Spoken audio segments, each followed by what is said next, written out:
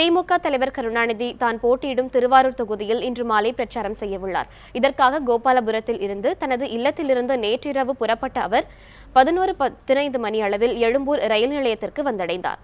திமுக செய்தி தொடர்பாளர் DK. Elangovan, G. Anbazhagan மற்றும் SRMU தொழிற்சங்க தலைவர் கண்ணையா ஆகியோர் கருணாநிதியை வரவேற்று அவரை வழி அனுப்பி வைத்தனர்.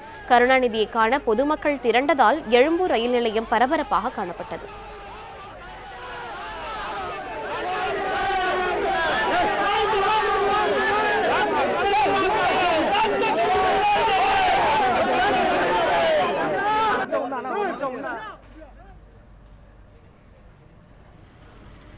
இதன் தொடர்ச்சியாக திருவாரூர் சென்ற திமுக தலைவர் கருணாநிதிக்கு ரயில் நிலையத்தில் உற்சாக வரவேற்பு அளிக்கப்பட்டது. முன்னாள் மத்திய அமைச்சர் TR பாலு, முன்னாள் அமைச்சர் மதிவாணன், கட்சியின் மாவட்ட செயலாளர்கள் விஜயன், பூண்டி கலைவாணன் உள்ளிட்ட பலர் வரவேற்பு நிகழ்ச்சியில் கலந்து கொண்டனர்.